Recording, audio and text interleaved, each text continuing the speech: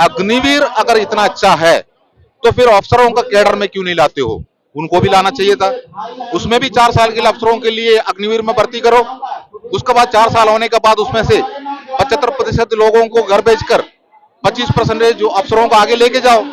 ये भी तो कर सकता है। लेकिन और भ्रष्टाचार फौज के अंदर बढ़ेंगे, सेना का गरिमा को खत्म कर रहा है और इसी जैसा हरकत किया है। ये हमने मेमोरेंडम के अंदर लिखा है। ये राष्ट्रपति जी को लिखा है, रक्षा मंत्री को लिखा है, प्रधानमंत्री को लिखा है। एक तानाशाही तरीका बना कर रखा है सरकार ने।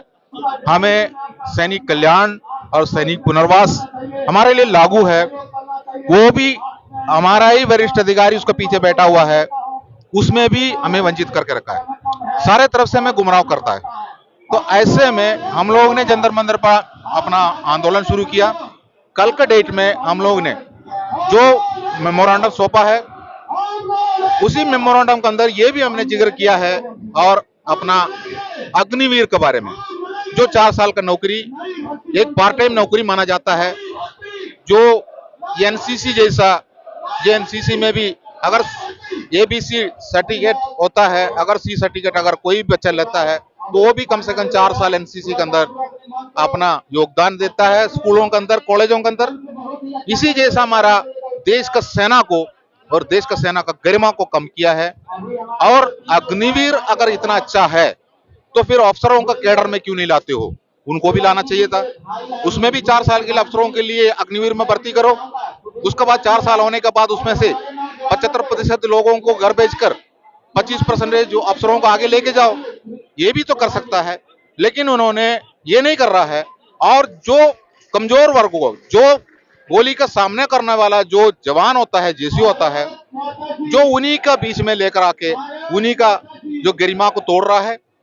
तो ऐसे में हमने उस मेमोरेंडम के अंदर माननीय राष्ट्रपति जी को यह भी लिखा है, लेकिन उनको कोई भी पूर्व सैनिकों का या सैनिक का दर्जा नहीं है। जो अग्निवीर को कोई सुविधा नहीं है।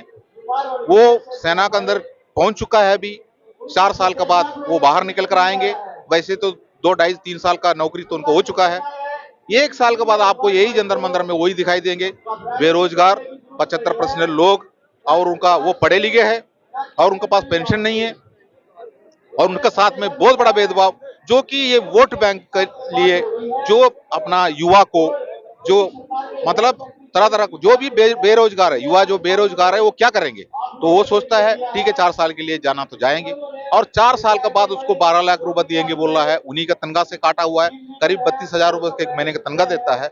और वो तनख्वाह का भी बोल रहा है इनको हमने 4-4.5 लाख रुपए हमने 4 साल में इनको तनख्वाह देंगे। अरे तनख्वाह तो अगर हम ले रहा है, अगर वो तो हमारा माँ बाप के लिए, अपना परिवार के लिए खर्चा करेंगे। वो थोड़ी अपने पास कोई जो ऐसा हम बैंक में डाल के रखते हो। तो इसी का गिनती करके बोलता 12 लाख रुपए देंगे। मैं आपको बता रहा हूं, अगर जो 4 आदमी के बीच में 3 आदमी को घर भेज के 1 आदमी को सेना में आगे लेके जाना है, तो वो एक बनने के लिए ये 12 लाख रुपए लिया हुआ बाकी तीनों आदमी उसी को लेके हमारा वरिष्ठ पूर्व सैनिक अधिकारी का पैर में रखेंगे। सर आप ये पूरा ले लीजिए और हमारा घर भी बेच के लेकर आता हूं, आप ये भी ले लीजिए, हमें परमानेंट नौकरी दे दीजिए। ये भी आने वाला है। आने वाला टाइम पर आपको ये दिखाई देंगे वैसे सेना का अधिकारी गुण का नाम जो भ्रष्ट लिस्ट में आता है, लेकिन वो एक जैसा अंग्रेजी कानून का दबाव में सेना के अंदर बनाया हुआ जो कानून है, 1911 में बना हुआ कानून, 1911 में बना हुआ उस कानून की वजह से वहां पर कोई भी आदमी किसी भी जगह पर अपना जो वहां का भ्रष्टाचारी बताएंगे नहीं है। लेकिन और भ्रष्टाचार फौज के अंदर बढ़ेंगे, सेना का गरिमा को खत्म कर रहा है और इसी जैसा हरकत किया है। ये हमने मेमोरेंडम के अंदर लिखा है। ये राष्ट्रपति जी को लिखा है, रक्षा मंत्री को लिखा है, प्रधानमंत्री को लिखा है। एक तानाशाही तरीका बनाकर रखा है सरकार ने। देश के पूर्व सैनिकों को 1 साल तक से रोड में बिठाकर ये क्या सेवा कर रहा है, कोई समझ में नहीं आ रहा है। हम एक टाइम पर देश का बॉर्डर में थे।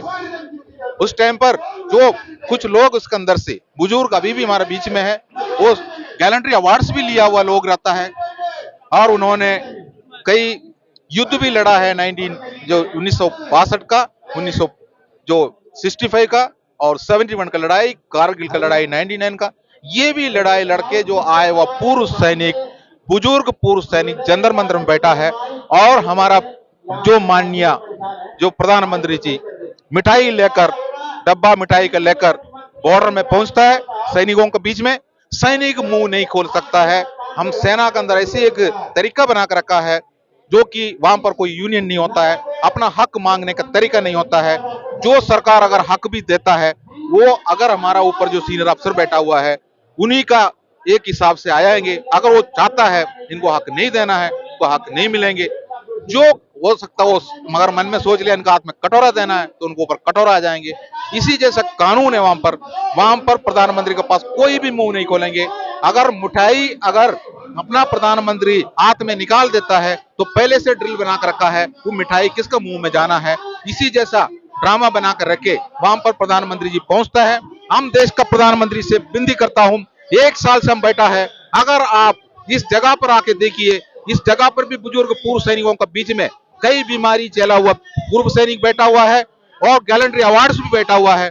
आप यहाँ आके मिठाई खिला के देखिए, दुख दर्द पूछिए, हम अपना प्रॉब्लम बताएंगे। सेना को गुलामी से बाहर करने वाला बात रखेंगे हम, जो कि हम ये गुलामी प्रथा से बाहर आना चाहता है। हमारा वरिष्ठ पूर्व सैनिक अधिकारी जितना भी है वो सेना को गुलामी से बाहर करना नहीं चाहता है। सेना गुलामी रहे, ये गुलाम बन के हमारा घर का नौकर बन के रहे और इसी जैसा तानाशाही रवैया सेना के अंदर बना कर रखा है। इसी को समाप्त करने के लिए सरकार का जिम्मेदारी है। हमने मांगा है जुडिशियल कमेटी, 3 रिटायर्ड जज का जुडिशियल कमेटी चाहिए और भी सुप्रीम कोर्ट का जजेस, जो सुप्रीम कोर्ट का एक्टिव जज जो बैठा हुआ है उन्हीं ने उनको चयन करना चाहिए। हमें वरिष्ठ अधिकारियों के ऊपर, पूर्व सैनिक वरिष्ठ अधिकारियों के ऊपर हमें कोई विश्वास नहीं है। इसलिए मेरा ये विनती है सरकार से, आप जंतर मंतर का आवाज सुनिए। 2024 का इलेक्शन आ रहा है, हम लोगों ने मेमोरेंडम देने के बाद, कल का मेमोरेंडम देने के बाद हम भाजपा का ऑफिस में भी मेमोरेंडम दिया था, जो आम आदमी का पार्टी का ऑफिस में भी मेमोरेंडम दिया, हम लोग ने कांग्रेस का ऑफिस में मेमोरेंडम दिया। हम सारे राजनीतिक पार्टी के पास मेमोरेंडम इसलिए दे रहा है, 2024 का इलेक्शन आ रहा है, नेता अपना चुनाव टिकट लेकर प्रचार करने जा रहा है, तो उनको ये पता चलना चाहिए देश का पूर्व सैनिक 1 साल से जंतर मंतर में बैठा है, हम उसको रिटर्न में उनको इंटीमेशन करना चाह रहा है।